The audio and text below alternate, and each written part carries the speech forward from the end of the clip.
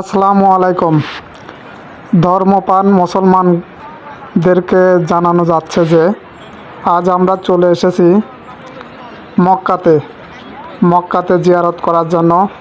আজ আমরা চলে এসেছি এখানে। প্রতিদিন লক্ষ লক্ষ হাজি উমরা হজ করার জন্য আসে, তাই আজকে আমরাও উমরা হজ করার জন্য এসেছি। আল্লাহর ঘর তওয়াফ করব এবং ঘুরে ঘুরে আপনাদেরকে দেখাবো যে এখানে দেখার মতন কি রয়েছে। দেখার মতো অনেক নিদর্শনই রয়েছে, যা একদম সরাসরি আল্লাহ পাক সৃষ্টি করেছে। এরকম অনেক নিদর্শনই রয়েছে। এই যে দেখুন, এখানে প্রতিদিন লাখ লাখ কবুতর এসে খাবার খায় এই জায়গাটায়।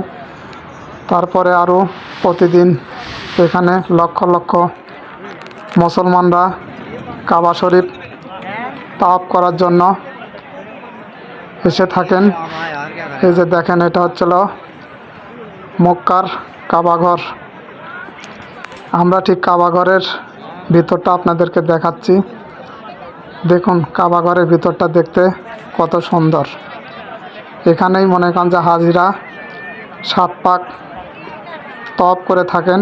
7 পাকের মাধ্যমে এখানে হজ করা সম্পন্ন হয়।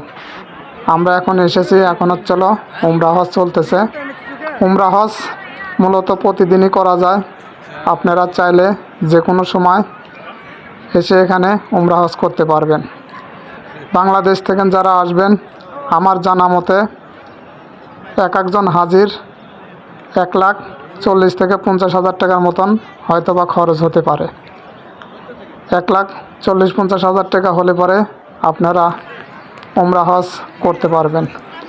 উমরা হজ করার সাধ্য সবারই আছে, কিন্তু তারপরেও অনেকের হয়তো অনিচ্ছার কারণে উমরা হজ হয়তোবা করা হয়ে ওঠে না। আমার হিসাব মতন প্রত্যেকটা হাজিরই একবার করে হলেও উমরা হজ করা উচিত।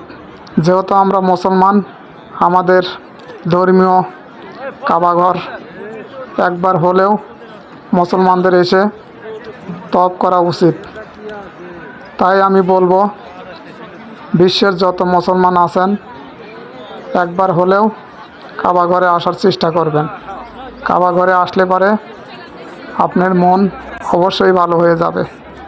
এবং আপনারা যদি কোনো বড় ধরনের সমস্যায় পড়ে থাকেন, এখানে এসে আল্লাহর কাছে কাঁদাকাটি করলে পরে সেটা আপনাদের সমাধান হয়ে যাবে আশা করি। তাই প্রত্যেকটা মুসলমান একবার হলেও আল্লাহর ঘরে আসার চেষ্টা করবেন। এখানে আসতে কিন্তু খুব একটা বেশি টাকার খরচ হয় না। প্রত্যেকটা মুসলমানের সাধ্যের ভিতরেই এই খরচটা আছে। যে যে দেশের থেকেই আসেন, চাইলে আপনারা অতি সহজে আসতে পারবেন। ধন্যবাদ। আমার ভিডিওটি দেখে যদি ভালো লেগে থাকে, তাহলে আমার এই চ্যানেলটিকে সাবস্ক্রাইব করে সঙ্গে থাকবেন।